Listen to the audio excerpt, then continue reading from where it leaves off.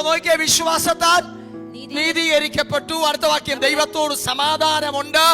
താഴോട്ട് വായിക്കുന്നത് we got an access to this remarkable grace.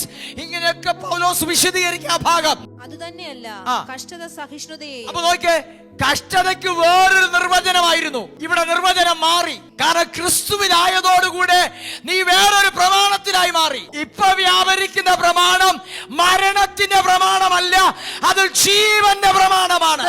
ഇത് പരിശുദ്ധാത്മാവിന്റെ പ്രമാണമാണ്. ഇത് കല്ലിൽ അക്ഷരമായി കൊത്തിവെച്ച പ്രമാണമല്ല, ഇത് ദൈവത്തിന്റെ ആത്മാവിന്റെ പ്രമാണമാണ്. നോക്കേ, ആത്മപ്രമാണത്തിൽ നിൽക്കുന്നവന്റെ കഷ്ടതയുടെ ഡെഫിനിഷൻ ഇവിടെ മാറി. ഈ പഴയ നിയമത്തിന് അത് മരുഭൂമിയിൽ നിന്ന ജനം പറഞ്ഞൊരു കാര്യമുണ്ട്. ചില പ്രയാസം വന്നപ്പം അവര് പറഞ്ഞു ഞങ്ങളെ കൊല്ലാനാണോ ഇങ്ങോട്ട് കൊണ്ടുവന്ന്. പക്ഷെ പൗലോസ് ഇവിടെ പറഞ്ഞ ശ്രദ്ധിച്ചേ, അത് തന്നെയല്ല കഷ്ടത സഹിഷ്ണുതയെയും.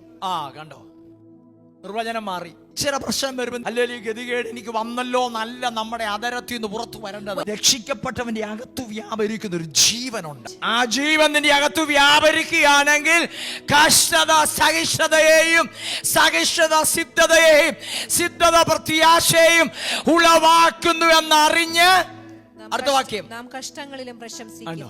ഇപ്പം കഷ്ടങ്ങളിലും പ്രശംസിക്കുന്നു.